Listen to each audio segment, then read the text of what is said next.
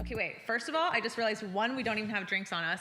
It is noon, or it is 1 o'clock though on a Monday. So today we aren't drinking, but also, Kat was just trying to make out with her dog. no, I was making out with my dog. And then our guest Connor Sutton, which I will introduce in just a second. Winston has just been walking all over him. So if you guys are listening to this, we do have a YouTube channel, so you can actually watch Connor being, assaulted by Winston. Highly recommend Yeah. the video version. Oh my goodness. So anyways, Connor, I'm so excited that you're here. I'm so excited to be here. Thank you for having me. Hey, we work together. Yes. He's actually a stage manager with the Sacramento Kings, meaning he either runs around for me or for any type of entertainment or... When you need me to hold your phone, whatever you need behind the scene, I do, yeah. I do, yeah. Okay, wait, but she's fast, so you got to keep up with her. Are you fast? Yeah. I mean, I'm not as fast as her, but here's the thing. As I'm trying, Winston is gnawing on my hand, which is awesome. No, he's fine. He's fine. Where's the bone now? Apparently, it's We need you. the bone is my thumb. It's fine. It's fine. Yeah, but it's really fun because you never know. Sometimes they need something right away. Sometimes you're thinking ahead for whether it's Cat or Fresh or Simpson or whoever. So yeah, it's a lot of fun. Yeah, sometimes I do hold your phone if you don't have a hand or whatever. To have my phone in my back pocket when I'm actually on the court, because then I feel like something bad's gonna happen. Yeah. Or it just looks bad. So I'm I trust Connor to hold my phone. Could you imagine if your phone fell out while you were on the court, or just I just couldn't even imagine the things that could happen. I would hopefully be Instagram famous after that. Okay.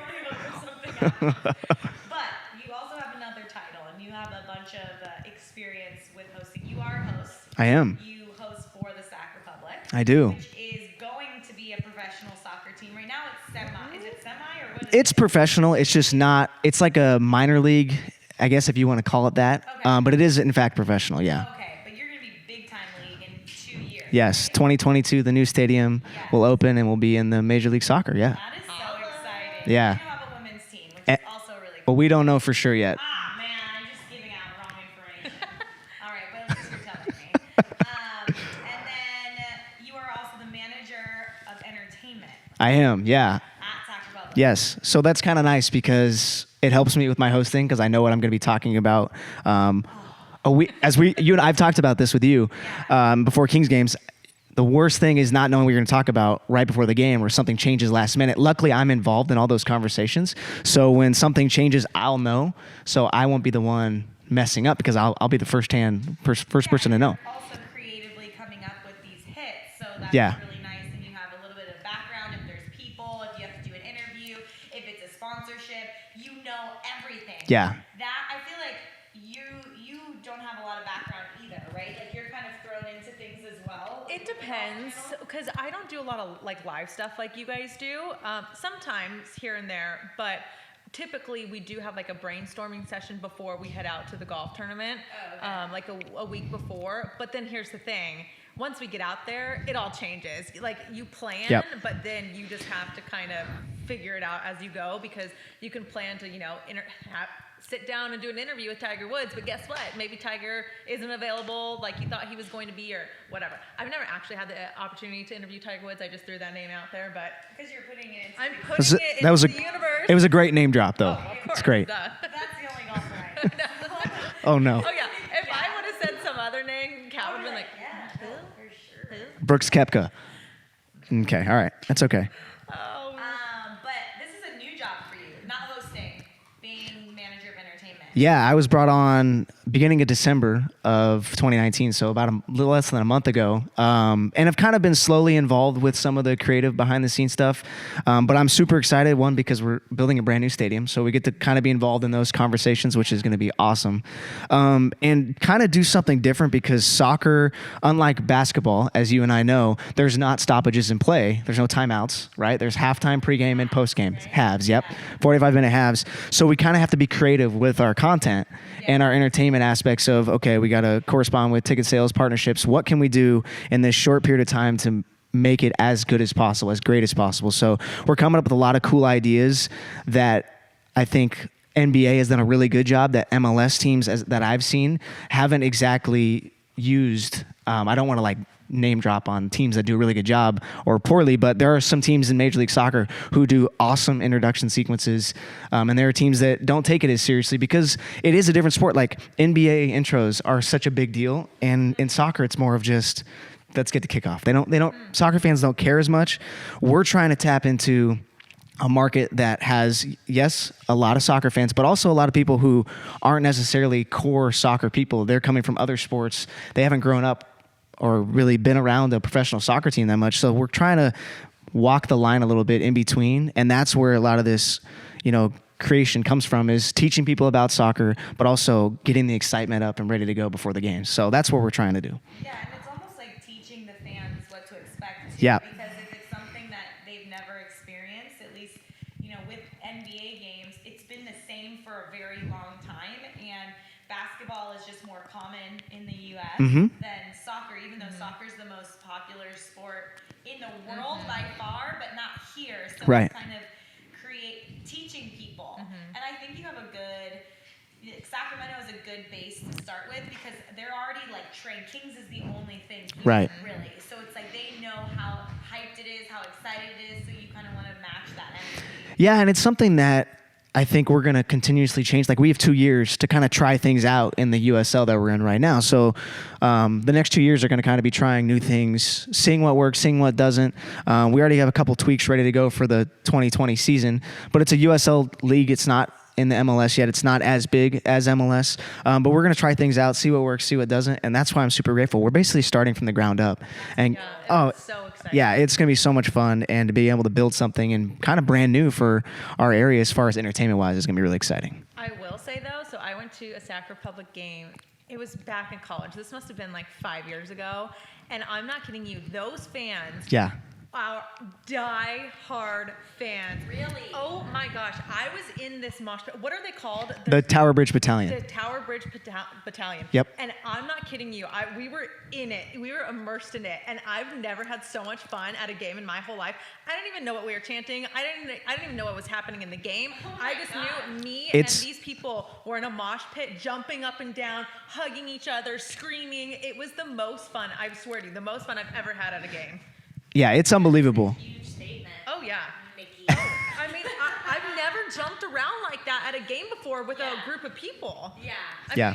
Because the thing is, in basketball, you don't really do that because you're all in your assigned seating and you don't like mosh pit together, really. No, And in golf, you don't scream, so there's that. Yeah. You don't make noise. One thing that's really cool is our new stadium is going to have 2,400 seats essentially for that group of people that can basically just stand, chant, yell the entire game. And that's what's different about soccer compared to baseball, football, and basketball is the fans will chant and yell and scream the entire 90 minutes. And it's awesome. Yeah, it's incredible.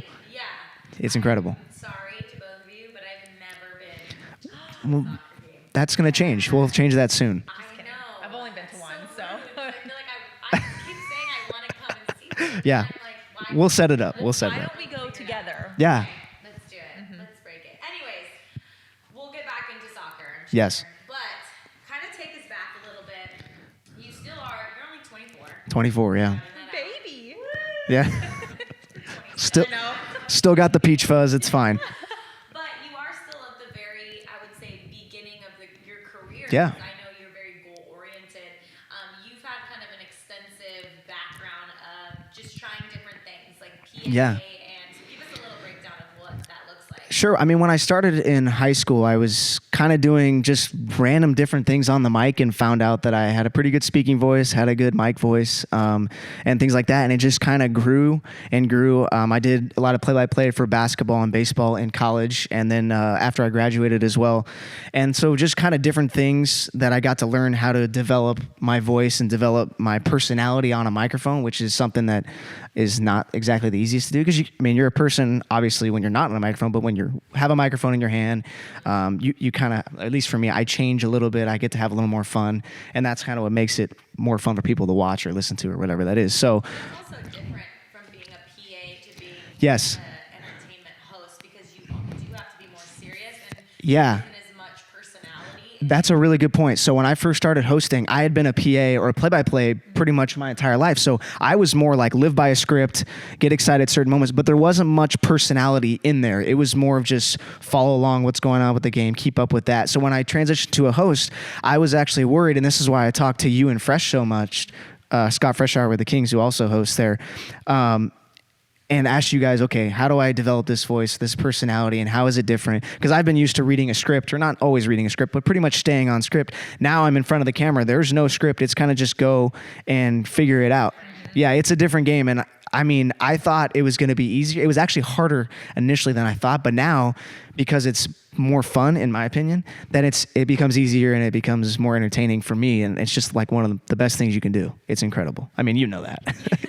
Yeah. Yeah, I think when you asked me, I don't remember exactly what I said because I do talk a lot. But I feel like I said You unleash a lot of knowledge. just How so about much that? knowledge, constant knowledge. I just am filled with it. I think I just said I'm myself. Yeah. I don't really have a change. Like I feel Mhm. like when I'm on the microphone compared to when I'm just my normal life, I'm kind of the exact same person. Yeah. And so that might be different for everyone because there might be someone who's just more reserved at home and more calm, so they do have to like be more outgoing on a microphone. But I've yet to really meet a host who's kind of not the same person everywhere. Yeah, I think it was just harder because I had been so used to not using personality, because PA you don't use much, and then I'm being told, oh yeah, use personality now. It was that transition I think that was trickier for me. So was there anything you did, like any research, any studying, any practice that you did to kind of make that transition? I asked a ton of questions. Pretty much every game I would talk to Cat and Fresh before the game and ask them all these different questions. I would talk to other people in the business as well, and just try and learn as much as I could before I did my first game. But actually the first game I ever did was like a preseason game, and I didn't know I was going to host. They kind of just told me 10, 15 minutes before the game. I think because Wow. they wanted me, Stories, they're yeah, my favorite. they wanted me to basically learn and figure it out on the go, because it was my tryout essentially. So it was just like, go and you figure it out. And apparently I did good enough and got the second game. And then you learn that being more prepared is the best thing you can do and stuff. So yeah, slowly it's changed how I've done. And so, yeah. Well, and you get better as you go along, right? Like the first time you do something, you're not going to be great by any means. So it's literally just practice and reps. That's how you get good at anything. Yeah. And I think, You figure it out. You figure out your voice. right. And I think the biggest thing too is like I was pretty comfortable on a microphone because I'd been on a microphone a lot, not necessarily in that facet, but play-by-play, public address, all those different things have kind of made me comfortable on a mic. So I knew what I needed to do. I just kind of had to channel, all right, I can use more personality here. And I just kind of went for it and it worked. And making it authentic. Right. Too, right? Not just like, oh, this is what I think personality looks like, because you're never going to be me. Right. I'm never going to be you. Nikki's never. We all have our own kind of flares. Mhm. I think, at least for when I first started, because I was similar to you, I feel like I asked a lot of questions, and I learned from Yeah. Scott Fresh a lot of what I did, right? And it was difficult because I feel like I almost wanted to mimic, because you're like, oh wow, he's really good. He says this. That works, right? But I learned very quickly Yeah. it doesn't work when I'm not Scott Fresh. Right. I can't be him. I have rem- to find my voice. I remember thinking right when I started, I was like, okay, I know he's kind of quirky and weird, not in a great way. For sure. Yeah, exactly. I am weird, but he's a little bit higher of a level, so I'm thinking, okay, maybe I have to be dorkier on a mic because that's what I've seen. And then I realized, no, I just need to be myself. And that's what I learned talking to you and him was, okay, I got to figure out what's me. What do I sound like on a microphone instead of, like you said, trying to mimic. So It's so funny you guys say this because I had the same thing when I was first starting out with Golf Channel. I would watch, of course, like my whole life, whenever I would watch any sort of games, I would always watch the commentator, reporter, the analyst. I would never really pay attention to the game. I would just listen to what the reporters were saying and literally watching their hand movements and watching that, like analyzing and studying them. And so when I first started, I would try things and try to mimic what some of the other girls were doing, not just Golf Channel girls, but even on other networks. And then I quickly realized, like, I would watch these videos back and I'm like, that's so not me. And then I finally had to figure out, like, okay, I just need to do what I'm comfortable with, say it in my own voice. Whatever hand movements I do, that's what I do. And Yeah. I ended up, now it works so much better and it looks better. Like you said, it looks authentic. yeah, and people know if you're faking it too.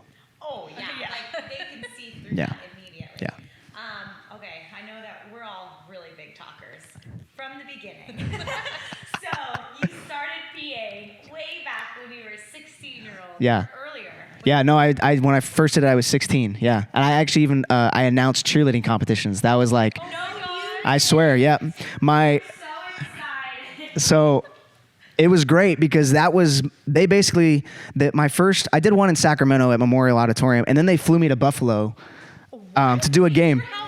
What? This was later in life. It was a little bit later. But my first big one, I did one when I was 16. And then later on when I was in college, my first time ever like flying by myself, cheerleading competition, yeah. And I learned how to like develop this is truly like when I got started and started to learn how to be on a microphone and what things to say, how to say them. And yeah, it was a lot of fun. It was just crazy hours, and cheerleading is something that's a different animal. It's no. So my mom cheered at Fresno State way back in the day, and one of her best friends owned the cheerleading company and was one of those people who was just like, I trust you, go, which is incredible. Were you like, look at that pirouette? No, I would just basically, no, God, no. I don't know anything about cheerleading. I basically would intro the teams and like do reads. Basically, I did PA, but then I would do some stuff on stage, like award ceremonies. Yeah, so I mean, I wasn't, I don't know. Yeah, really early. And then just kind of developed from there. Did you always know that that's what you wanted to do? I think I did without knowing it, I guess. Like I would see it and be like, I want to do that, but I never really thought it would actually happen. And then slowly things change and, you know, you start doing things and getting better, and then it just kind of happens. I don't know. It's incredible. Yeah. So. I mean, I wouldn't say it kind of happens because you also put in the work to True. to make it happen, right? It's not like if you didn't have talent or didn't try hard at that, you know, cheerleading event or PA or high school, the opportunities wouldn't continue to present themselves Right. for you to have a chance to continue to be successful. Right. You know, so I guess it's kind of crazy because everyone's story is so different, Mm-hmm. especially in the world of, let's just say, hosting right now, where I didn't even know this was a thing until I would be 2 years older than you right now. That's when I started. Yeah. Which is crazy because you've been doing this since you've been 15, 16 Yeah. years old, and now you've landed like a really coveted position in a soon-to-be huge professional soccer team. Yeah, And it's that's nuts. yeah, it's crazy. Sometimes I still forget like how cool it is and how far you've come, because I think that's important too. Is you don't want to get too caught up in how far you've come, because then you won't get anywhere in the future. But I think it's like a balance, and I've talked to you about this before, of balancing what my goals are, but also appreciating this is what I've accomplished. This is pretty cool. Oh yeah, well, because I think that we're all really hard on ourselves. Mm-hmm. So it's like, you know, even though we are in a coveted position, right? People wish they have the spots that we are in now. It's like, well, I'm just starting. I'm so, you know what I mean? Mm-hmm. It's like I'm appreciative and I'm full of gratitude for it, but we're still pushing ourselves to become something else, more. Are we ever gonna be happy, you guys? What do you think? We had this, Kat and I were talking about this for an hour on our last podcast. You can answer it if you'd like. I think so, because I think every accomplishment, like you just got to appreciate the accomplishment and go, wow, that was really freaking cool. And then you move on. Like and then you can look back and go, okay, later, okay, maybe that I would have changed this, I would have done that. But in the moment, like, this is pretty awesome. Enjoy it. Move on. Like, but see, Yeah, but the that's goal- thing. Do you think that I think there's never going to be a time where you don't have another goal to get you a little bit further. I mean, maybe when I'm 70 and I finally like can't move anymore, or you know, 90 and I can't speak anymore. Yeah, 98. I'll be out there. On the mic, Thanks, man. running up and down those stairs. Oh, God. As fast as I can. It's true. It's like there's always there is no ceiling. I don't see an end. And every time there's like, okay, well, what's that end goal? I can never answer the end goal for me, because I feel like as soon as I start doing it, there's always something else. And that's also, maybe it's not career-wise, maybe it's like personal, relationship, family. Like, I feel like there's always areas in our lives that we can constantly pursue. Yeah, I think too, like you said, like a support system is so huge, at least for me, like having people who encourage me. And I think that's what kind of helps me realize how cool it is in the moment. Yeah. Like family members and friends will be like, that was really awesome. Like, look what you just did. And I that makes me realize, oh, wow, that is really cool. You're right. I think that's a really big piece of it too. I really like that. I don't think we've ever really talked about No, support system. it's so true. I have a friend who kind of has made me realize some of the stuff I've done because I complain about, I'm like, I'm just not there yet. I'm not where I want to be. I still have so much room. And she's like, sit back every once in a while and just like look at what you've done. But then there's also good support systems who like do bring you down to earth and make you feel grounded at the same time. You gotta have both. You Yeah, gotta have all that's those a people. good point. Yeah. Oh, yeah. I would say my boyfriend is like that. He's very much of like, look at how far you've come. Just when we met 5 years ago, what you were doing then. My family, though, I don't know if you've ever met Greek people, European people in general. They're just so monotone. Like they are. Like I feel like with excitement, like no one ever really gets super excited. At least like my grandparents and my parents. That's what I'm talking about. They're more like older generation. I feel like if I tell them I did something or I landed something, it's like very nice, very nice, very nice, and that's it. There's nothing else to it. Where like if someone tells me something, I'm like, yes, like I'm so pumped for you, and like that's how Jimmy is, and we get like super excited and amped about it. But my family is very much like, okay, that's good. What do you do now? You know what I mean? Like it's very like monotone. You know what I mean? It's like you're right. You're right. Can't get too hyped about something. And so I get that like balance where you have those people who kind of they pull you down a little, but in a good way, not like Yeah. a negative way. It's kind of like, okay, well, what else? And you're like, dang, I just landed something big. Now I'm saying, what else? I Yeah. feel like my big fat Greek wedding was all a lie then because they are very like out there and excited all the time. I think most of it was a lie because I've never put Windex on anything in my life. That was the best part of the whole movie. It's a lie. What is? This is making It's me funny. really sad. It's funny. It's just funny. I It's would just say funny. substitute Windex with olive oil. Oh, true. They put olive oil on everything. Everything. My girlfriend's family is big olive oil people. They actually make olive oil. It's fantastic. Oh my God. Cat's family's new best friend right there. It'd be like, very nice. Yeah. That's all.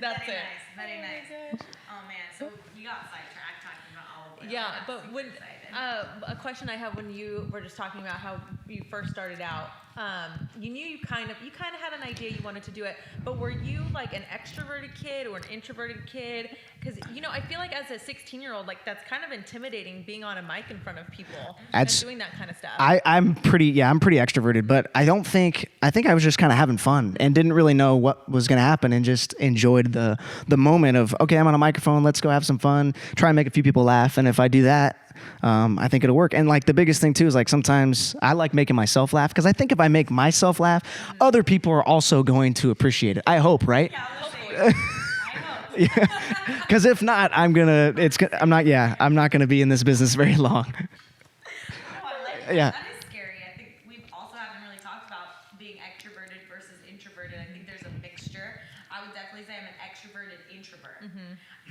Like seeing myself like 16-year-old self doing that, being on a microphone in front of everyone. I guess now I could have been like, yeah, I definitely had it in me, but at the time I would have never done that. Yeah. So that does take a lot of courage that young, being able to be like, yeah, I'll take the mic and talk in front of my entire student body. Yeah. And everyone's just, they're vicious. Yeah, see, because I think about it, like when I was in high school, there's no way possible. Like I think about, rallies or anytime any student was like on a mic, I feel like there's no way in heck I would have gotten out in front of my whole student body and like said anything. Yeah. But now I would have no problem doing it. I would like thrive in doing it now. I- But back then, heck no. I remember at lunch, I would be only because I wanted to talk on a microphone. I would make you pull the speakers out and play music at lunch, just so in between songs. I remember this specifically that I could like do like a live read of something, just because I wanted to talk on a microphone. Now, like that's, yeah, In a good way. yeah, it's a little weird, but it's fine. I mean, So you were born, you knew you were born to do it for sure. Yeah. yeah, I think so. I mean, but I just remembered that just now. But yeah, I mean, in high school, I guess it was. I realized I was pretty good at it. People were saying, "Oh my, that's your voice. You have a good voice. You can talk smoothly. Like that's important too." And then just kind of kept going. And obviously, like we said, like I want to do more and more and more. So we'll see. And you off mic before we started that you have a voice, a specific voice. Ooh.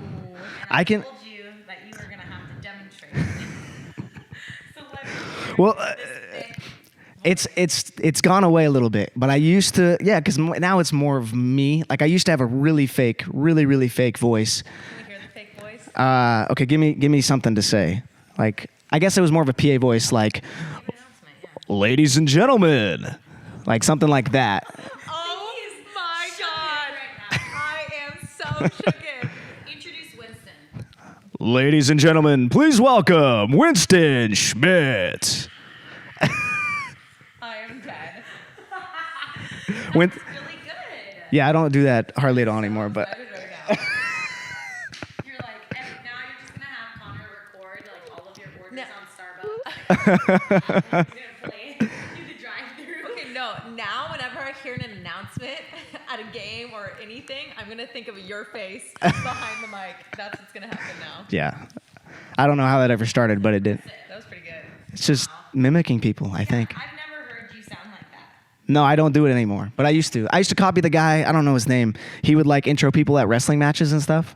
Or not wrestling, boxing matches, and he'd do the "Let's get ready to rumble," that kind of voice who's like super iconic. I think that's what I started mimicking when I was younger. And that really is kind of what I think we all started at, is like mimicking until maybe we've just gotten that maturity to be like, okay, that's not me. Like, Right. That's actually harder than just me talking like myself and being myself. Mm-hmm. So that's really cool. Yeah. Oh, wow. But I think that we also have all gotten, at least for me, like I got a chance kind of out of nowhere that I got an opportunity and I had to execute. Otherwise, I felt like to me, okay, this is my one chance. If I don't do well here, like it might be over. And it's probably not. But in my mind, when I first hosted for Republic that game where I had 15 minutes to prepare, in my head, if I didn't do well this time, it was done. So I just kind of like that moment of being scared because it's your first time doing it, but also like, okay, here we go. This is the moment. I got to do it, and this is going to start everything else. And I think we've all, at least I think so, we've all kind of gotten that moment, I think, and we've all executed, right? I mean, you guys can correct me if I'm wrong. I think being in the media world, broadcasting world, hosting world, you have to thrive in a fight or For flight sure. response. Or am I saying that right? I'm not- Yeah, flight or fight. Fight or flight. Fight or flight. Yeah. You have to fight it or you have to flight it. Sure. No, you have to be okay being in a very high pressure situation and thriving in that, because you will be thrown random things at random times, and you have to be good at it. Yeah. And so if that's not your personality, I don't think you just have to learn. Well, like we talked about, I think earlier, I don't remember, but I know we talked about like it's just being vulnerable. Like you have to be okay, and like no, if you fail, you fail, and Yep. it's okay, you'll get back up. But Yep. this reminds me of Eminem's song, "You only got one shot, do not miss your chance to blow." that's what this whole conversation reminds me of, and it's so true. Yeah. Okay, so when you went from high school to college, what were you doing in college? Because I know you said you were doing the cheerleading competitions, like hosting Emcee Yeah. there. But what were you doing in college that kind of led you to Sac Republic? So I was still doing the cheerleading stuff on the weekends. I would do play-by-play or PA up at Simpson University in Reading, where I went to college, and then worked for a couple years after college. And then slowly got involved with some people in Sacramento. I met Scott Moak and Mo Brazelton, who were heavily involved in the Kings, and kind of asked them questions and connected with them. And then a spot to open a stage manager at Republic 4 years ago. So I stage managed my first year, and then the MC role kind of opened up, and I was like, yeah, I would love to do it. I kind of just mentioned it. You spoke up. I spoke up, and I was like, yeah, I would love to do that. And they kind of just gave me a shot, and it kind of went from there. So It sounds like there was a lot of networking. yes, It huge. sounds like you constantly said what you wanted to do and what your end goal was Yeah. around these people that make that happen. Yeah. Right? If you were quiet about it and were just kind of waiting for the perfect time, maybe none of this would have ever happened. Versus, hey, this is what I want to do, and maybe that wasn't your first job, right? They didn't just give you a hosting No. position off the bat. You had to kind of grind it out and be the stage manager behind everything, but you were there and you showed your work ethic. Right, and I also learned too. Like I learned, kind of the procedures of things and how the production works and things like that behind the scenes. So then when I jumped on camera, then I felt more comfortable and didn't think, oh my God, what's going on? Why is everything changing so last minute now? And then you realize, oh yeah, things change last minute all the time. You just have to get used to it. Yeah, you have to live in chaos. Yeah. If you are a perfectionist and you plan something and if it doesn't go to plan, you get like attitude or it frustrates you or it flusters you, that is not the business you should be in because there's no plan. Oh no. As much as there's a plan, there's no plan. Right. Not at all. I told you this before, and I need to coin this phrase, but I swear in media, my whole motto is anything can happen. Like in hosting media, like anything can happen. Literally So anything. you go in with a plan, but you have to be ready to change that plan about 500 times. Yeah. Ooh, I have a fun question.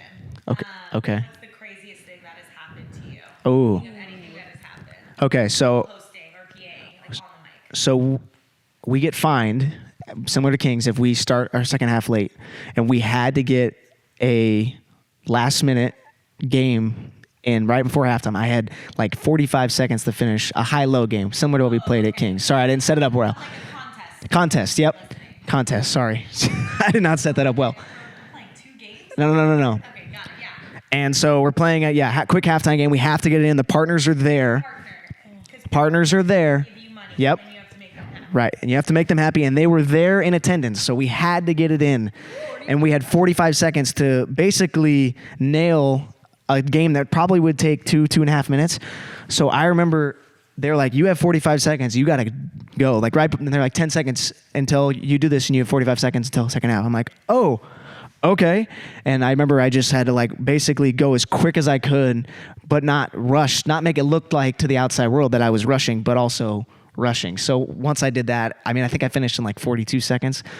And it probably wouldn't have been as good or as fun to watch if it wasn't 2 minutes, but we got it in. Partners loved it. So, hey, that worked. Yeah, that's fire right there. Literally fire. It's scary. That's a very high pressure situation. Yeah.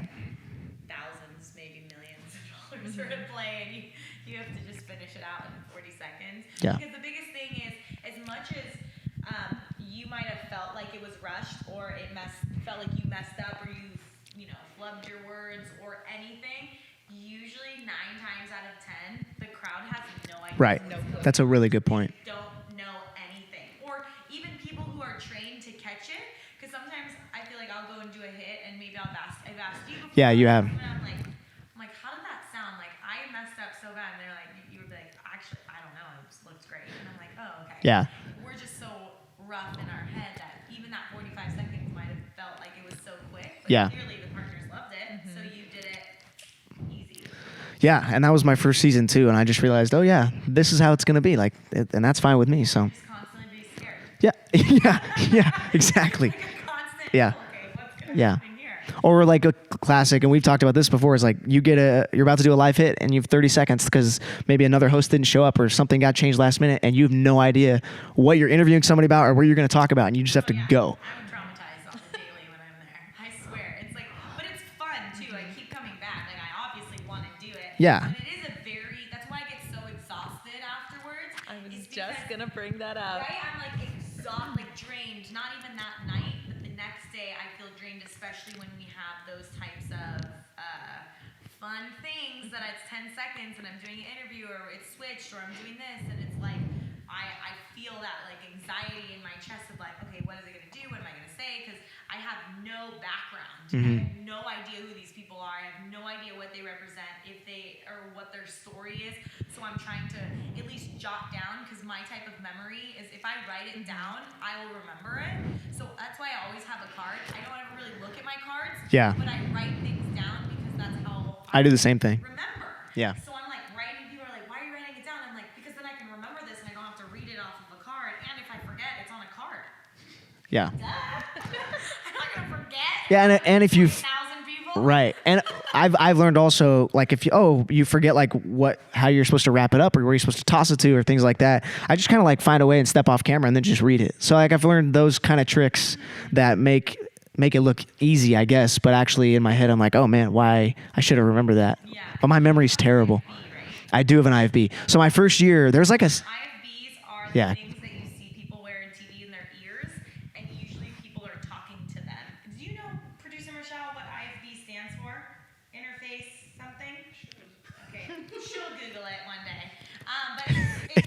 It's actually just IFB. It's not a. There's nothing else about it. But basically, the director, producer is talking to you and telling you either what's next, if you messed up and you need to say something, if you need to toss, or they're talking to you while you're talking. Yeah. Right? You do interrupt for broadcast. Interrupt for broadcast. I wouldn't have guessed that. I would never guess that either. Yeah, me neither. My first year, we did not have one, which was wild, and there was a huge delay. And I tripped over my words a lot because it was probably like a 3/4 of a second. I started to do it. Yeah. But it was a transition for sure. And I had to learn how to, talk basically when you're hearing yourself 3/4 of a second later. Yeah, it definitely was tough. And once I got the IFB, it was like, oh man, this is game changer. Yeah, and that's why people who sing and Yeah. do concerts, they have the double IFB is so that they can hear themselves, because there's no way Yeah. you could actually hit a note or be on tune or anything if you're not listening to themselves. I never knew that until I was in the industry. Me neither. I was always like, what? Well, and some of them, they usually always have one out, I've noticed too. One of their earpieces is like, sometimes they don't have it in. Yeah. That's usually, for me, I only have one in, but if I take mine out, it's because I don't want to hear somebody else talking while I'm talking because it'll mess with me. I mean, but to a certain extent, I've only done that a couple times. I know. That's spicy. I can't ever do that. No? They direct me while I'm talking. I think, yeah, you're right. I've done it a couple times though. And they're all, what? Where's the IFB? Where is it? In your ear. But the couple games that I filled in for Fresh last year, I don't remember. There was very little talking going on to us. That was just the 2 games that I did, so I don't really know. So how much are they talking to you in your ear, other than just like, hey, you're throwing this next thing to Fresh, or? If things change mid-hit is when things go down. Okay. So it's like, it happened last game, so I was doing like captain of the game, and I'm explaining who this person is and partnership involved, and so as I'm explaining, they're like, oh yeah, also it's his birthday, and can you make sure you mention that? I'm talking, right, during the whole thing. He's 7, he's gonna be 7 today, so they tell me Yeah. the information, so then I put that into my announcement, Yeah. and then at the end of that, as I'm saying that, they're like, okay, also we need you to toss to Fresh now. So then at the end of that, I then toss it to Fresh. So it's just, if there's information that I forgot I haven't said, or I need to toss, or if there's something else, or they're gonna cue me, that's when they're Yeah. Interesting. I don't get all of from video production to camera to direction to stage manager, they leave me off that feed. I have my own feed Right. for when they know to talk to me directly, so that it does limit the amount of talking while I'm Yeah. talking, because they know, There's only no so much way. you can listen Oh to. yeah. Because you have the same thing, right? No, I don't actually, because I'm not on broadcast yet. So I do social and digital, and so I Oh, do okay. a lot of live stuff like that. But I'm hoping for 2020 that it happens, and I can't speak on things yet. But I think there will be times next year, so I'm gonna have to come to you two and get the advice from you two. Yeah. Apparently, don't take the IFB out. Don't do that. Number 1 rule: don't take the IFB out. Don't do it. I think it's just practice makes perfect, and I'm still nowhere near perfect. I don't think there's anything is perfect. Yeah. Yeah. It's just learning how to deal with problems and situations quicker. I think that's what I've learned is, like, at first it almost like stumps me when something happens, and I'm like, I never dealt with a situation where if I'm talking to a fan, they aren't doing what they're told, right? So how do I deal with that? And so now it's like, oh, well, I'm gonna kind of roast them if they're gonna do it. Like, my thing is comedy. That's what I feel like I go to. So it's like, if you're not doing what you're gonna say, now I'm gonna like kind of make fun of you a little bit in front of everyone. Yeah. And the fans start laughing at them, and hopefully that embarrassment makes them do what they're supposed to do. Good call. Right? Like, because then you're like, oh, yeah, you're right. I need to actually answer the question instead of being like, last game, some guy, I'm like, okay, what's the answer to this question? And the guy, instead of saying, fact or fiction or whatever, Oh, yeah. he was like, Bueller.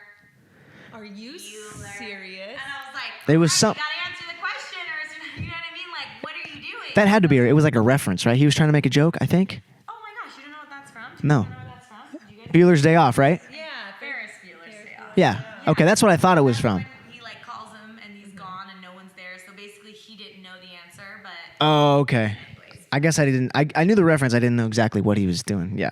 Okay. Anyways, long story short, I just think it is repetition, Mm-hmm. and you just gotta be put into different situations, and that's why you, which is really cool. You've been in so many different like avenues, hosting, PAing on a mic, from cheerleading to football to basketball to Yeah. soccer to live to not being live, like whatever it may be. Mm-hmm. You almost, I feel like, have definitely more experience than I do. Well, I would say I have Over there too, because you just immersed yourself. just versatility. Yeah, I think. Versatility, Yeah, I think that's Cool, though. because I wanted to learn how to do a little bit of everything and kind of figure out what I liked, what I could do, what I was better at.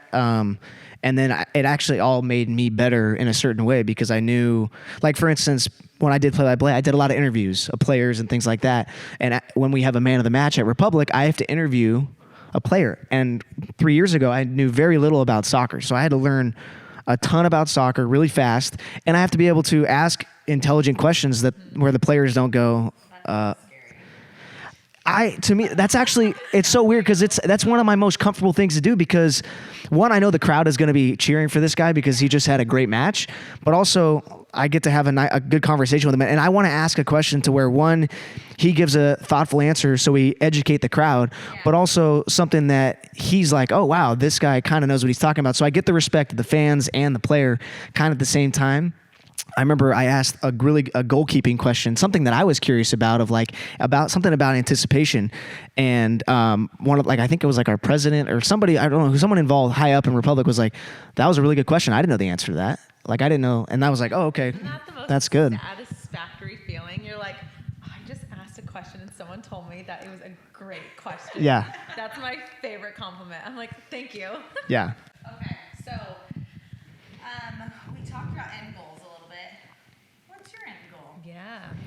I think I don't have an end goal because we talked about that. There's no end goal, but my temporary goal is execute these next 2 years at the USL level, get as much good experience, good content out of it, and good ideas. So when we go into the 2022 season with MLS and the new stadium, that we have basically everything built out, kind of knowing what we want to do. And obviously things are going to change, but executing that first MLS year really, really well and kind of reinventing soccer in-game entertainment in a way. That's kind of what I want to do and how we can educate our soccer fans and our people who don't know much about soccer like I was 3 years ago. I think that is my main goal professionally in my job at Republic. Personally, I want to just keep getting better and better and hopefully put out the best product possible. So are you saying are you kind of transitioning your love more into like production side versus hosting side? No, I love doing both because I love hosting, and I think it's like truly incredible. It's kind of an interesting thing. It's walking a fine line of, okay, I don't want to produce too much because then I'm going down that road, but I want to be able to host and be on a microphone and be in front of people and have fun because there's nothing like it. But I also like behind the scenes creating incredible events, coming up with good ideas that then I can then execute as a host, I guess is what I'm saying. Okay, so the combination of Yeah. start to finish. Mm-hmm. Yeah. I feel like that's kind of a 5-year goal, but do you have a vision for like where you see yourself? Like, do you ever see yourself, I don't know, moving to LA or some other city or like having, you know what I mean? Yeah. Like moving out of soccer and going into some other dream, dream scenario. I love live entertainment a lot, but I would like to go into television and something eventually, or even radio to a certain extent. I know radio is kind of dying, so podcasts. You guys are in the right game, but I still love radio. I do too. People say it's dying, but I still love radio. Well, because I think radio's interesting where like it can be live and then you can record it and it can be a podcast later. So it's almost like it's using two different avenues. So, but I want to do something where I have my personality involved and I get to host and be myself and have fun. But I think that's probably like the most important thing for me. And then like the production side stuff is kind of like a backup of, okay, I like to do this as well. But I think hosting and doing things on camera, that's the main thing I want to do. So. I like it. I also have some rapid fire questions. Oh, okay. But I Googled them, so we'll see what's happening. Okay. Oh no, it's loading. Okay.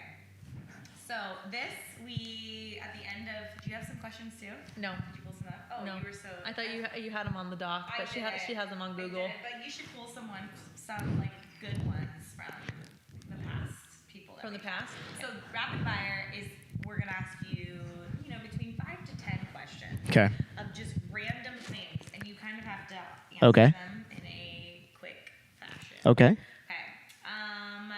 Describe yourself as a teenager in 3 words. Wow, that is a good question. Myself as a teenager. Okay. Train wreck on mic.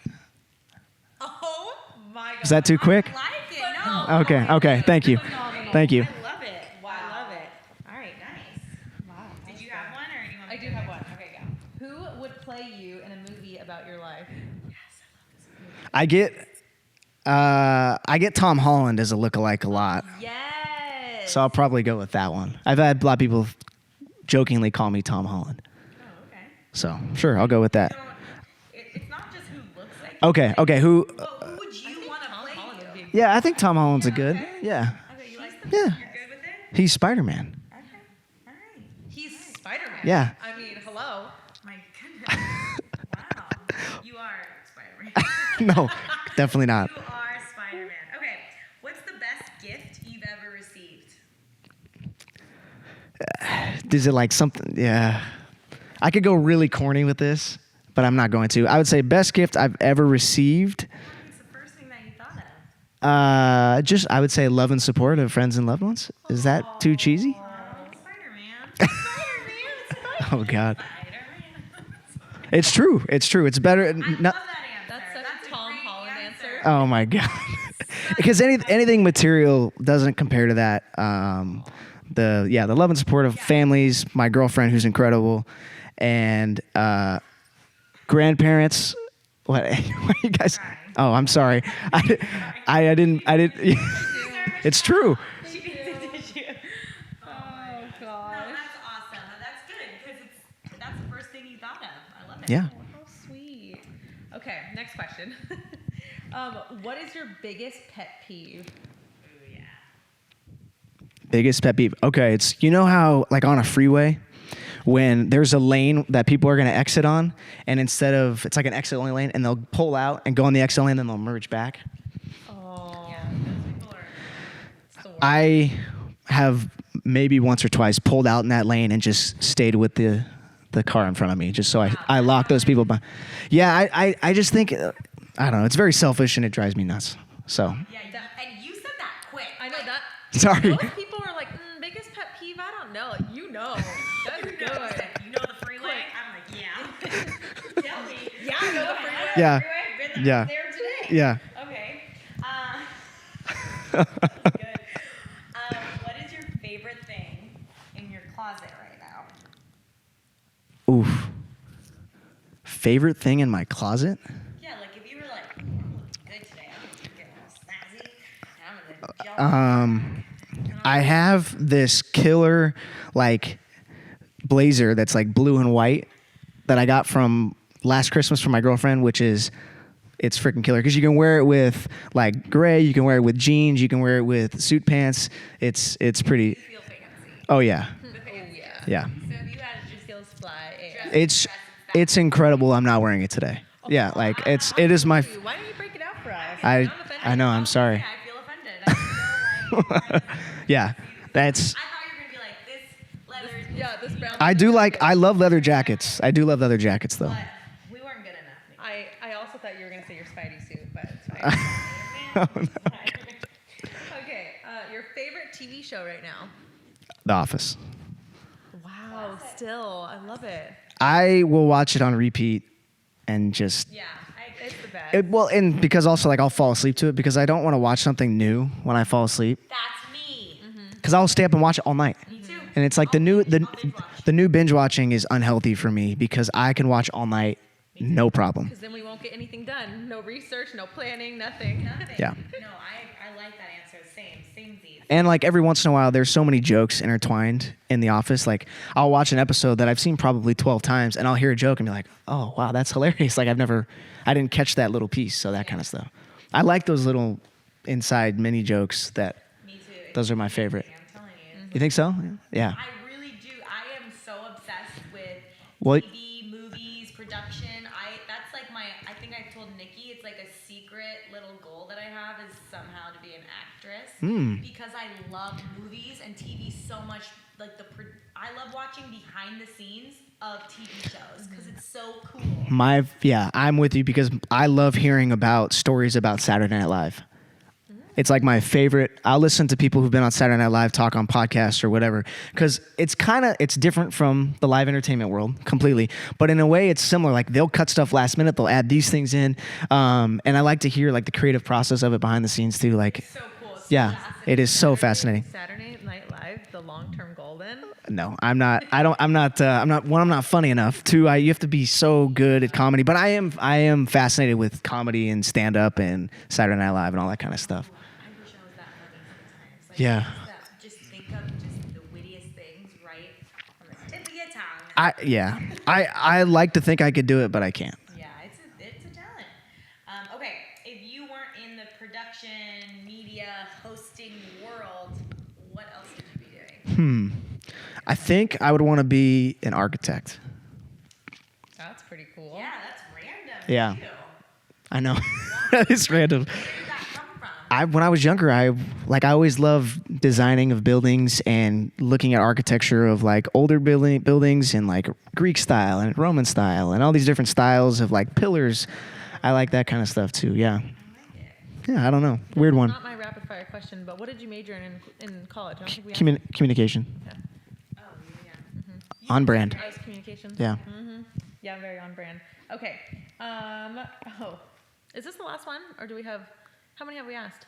I don't know. Michelle? She has no idea. So let's do. I think it's been like 5 or 6. Fine. Okay. My last one is: if you had one superpower, what would it be? Oh my god. No. Okay. I would say probably to fly.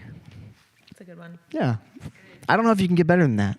I don't like the ones that are like, I'm not going to be like time travel or flying it's basic enough for me. What Yeah, I don't want to know things. What did Morgan say? Teleportation? Yeah. Yeah. That's Oh, that is good. just because like I would like to think where I want to go, blink and be there because that would save so much time in my life. What if you fly there and you get a great view on the way? So that's still a waste of time for me though. This guy. I know.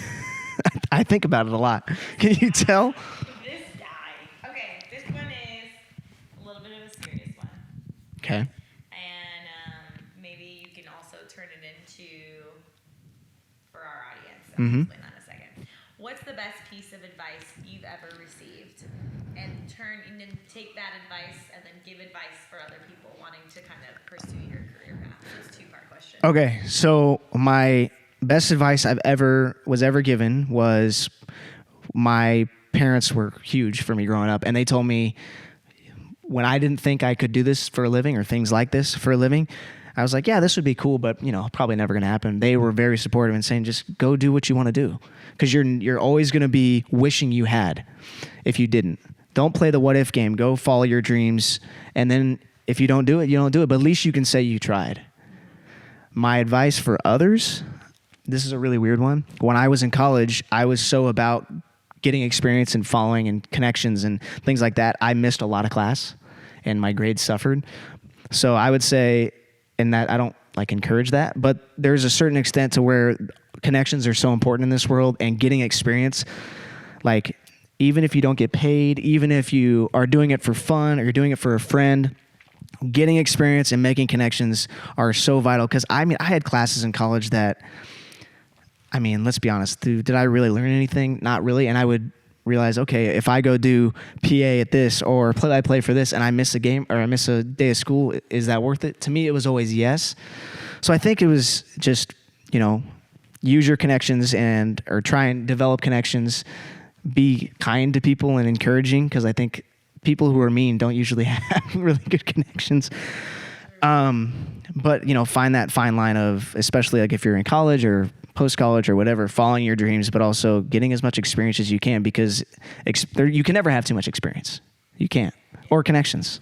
No, it's true. So. And like we've talked about the connections things before, and making genuine connections and not being. Yeah. Which I think back then I think it was easier, because I feel like now that we have social media, it's almost like what's the word? People are trying to bounce off of clout and just try to get to the next thing versus genuinely talking to that person and having a true relationship Yeah. with that person versus, hey, oh, you work for this? What can you do for me? Oh. That doesn't do anything for anyone, so true connection. Yeah, and I think because I've ran into those people. I'm sure you guys have as well. Of they know you're well connected and they want to use you, and a lot of times I just have to be honest with them that I'm sorry, I'm not going to put myself out there at a risk to connect this person. You know what I mean? So it might be kind of brutal, but I've multiple people in my life and friends who've asked me, hey, can you connect me with this person? I say, hey, man, I'm sorry, but I don't want to do that. I can't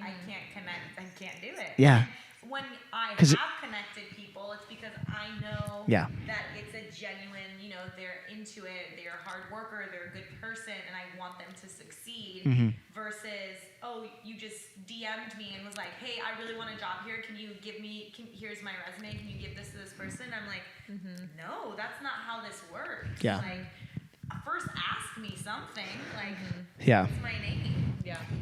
I definitely think if it's a genuine ask or a genuine reach out, you definitely have to give back, right? Like there's been a ton of people who've helped me in my career, and I'm so grateful. So I give it back whenever like a young girl asks me, how to play college golf or, how to get a job at Golf Channel. Always 1,000% last time. But if someone DMs me and says, hey, can you get me tickets to this tournament? I'm like, I haven't spoken to you since we were 15. Or no. never spoken to you. Yeah. Exactly.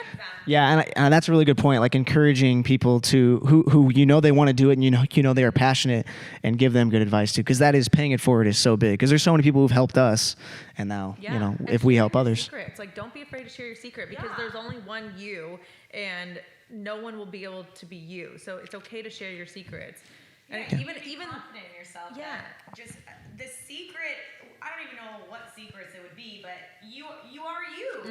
No one's gonna replace that. And if you were constantly like believing in yourself, working hard, and kind of grooming that talent, then no one's gonna take your place. Yeah. There's so much room in this world for everyone to be successful. totally. Absolutely. Totally. And on that note, Connor, thank you so much. Oh, thank you guys for having me. This was great. Yeah. Did you like our podcast? I love it. Yeah. Well, when you Interview you about if you liked our podcast. you told me about it last week, and I was like, oh, that's a great idea. I can't wait to listen. She's like, So "Hey, what I was like, right away. What if I have you on it instead? Yeah, no, I appreciate it, and it's I love listening to people's stories, and hopefully you guys listening have found some type of value from this. And everyone's story is completely different, and being able, whether you want to be in the broadcast, sports, whatever industry that you're in, I feel like every lesson or everything that we've talked about can be applied in every single aspect of your life. So again, make sure you guys right? Do you like? I still will never know. She still Michelle, says, do like this podcast. we You got to subscribe it? subscribe. Subscribe, Yes. leave a comment. 5 stars. A 5-star review. Wow. See, I'm not new to I know the podcast game. Yeah. Thank you. I'm just gonna always say like and subscribe, and Nikki's be like, there's no like button, but give us 5 stars. and Download, subscribe, and leave a great review. And There you go. Let us know what else you would like to hear. But we will be back next week.